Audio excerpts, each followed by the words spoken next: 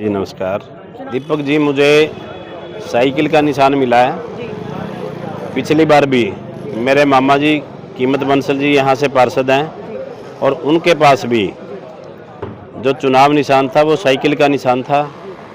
पिछली बार भी साइकिल दौड़ी थी और अब की बार भी उससे तेज़ गति से साइकिल ही दौड़ेगी।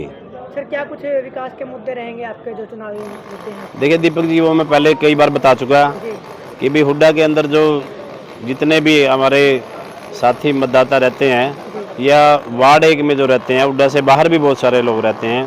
अनेक प्रकार की समस्याएं हैं, कॉमन समस्याएं भी हैं, सफाई की है, सीवरेज की है, बिजली की है, पानी की है।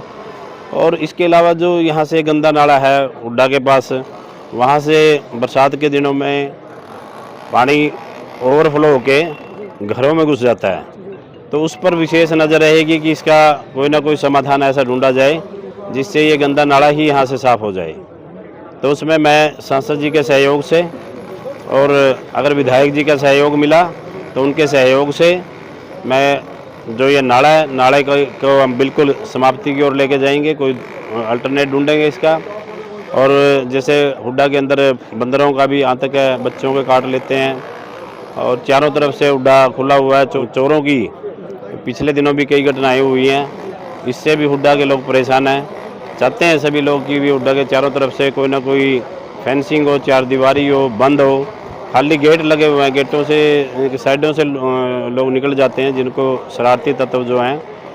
और ऐसा भी मेरी इच्छा है कि भी किसी तरीके से जैसे हमने पहले मंडी को चारों ओर से बंद किया था, इसी तरीके से हुड्डा को भी चारों तरफ से बंद करें। सर, आप एमपी साहब के बहुत ही करीब रहे हैं, आपके अजीज मित्र भी हैं। दूसरी तरफ बीजेपी पार्टी ने एक प्रत्याशी को उतार दिया है मैदान में, तो इस एवज में एमपी साहब क्या आपका चुनाव प्रचार करेंगे मित्र होने के नाते या फिर पार्टी करें? इसमें क्या आप सोचते हो? देखिए, मुझे नवीन जिंदल जी का पूरा आशीर्वाद है।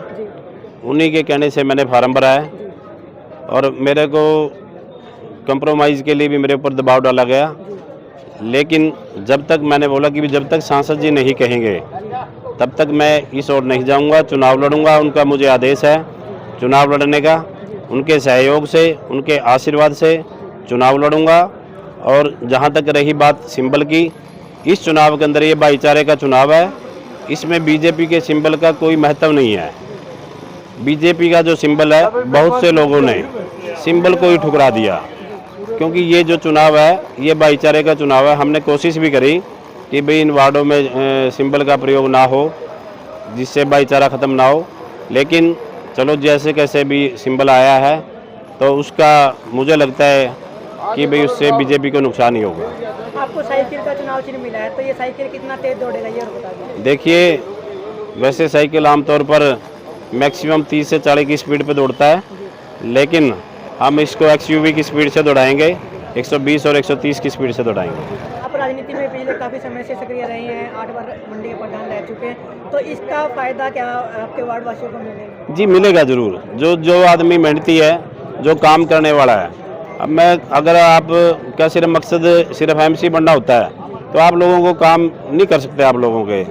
मेरा मकसद सिर्फ MC बनना नहीं है। मेरा सिर्फ मकसद ये है कि मैं अपने वार्ड वासियों की, मेरे हुड्डा के वासियों की और मेरे जो माता बहनें, बुजुर्ग भाई बहन, उन सब की मैं उनकी तकलीफ़ों में काम आ सकूँ और उनकी सेवा कर सकूँ और हर प्रकार की समस्या को दूर करवा सकूँ। सर, अंत में वार्ड वासियों से क्या कुछ अपील करना चाहिए? यही अपील करूँगा मैं अपने वार्ड वासियों से, अपने देवतुल्य मतदाताओं से, कि मुझे साइकिल का निशान मिला है। कई बार लोग गलतफहमी में रहते हैं कि मैं बीजेपी का कैंडिडेट नहीं हूँ। मेरा जो चुनाव निशान है वो साइकिल का निशान है। मुझे साइकिल पर ही मेरा बटन दबाकर कामयाब बनाएं, विजय बनाएं।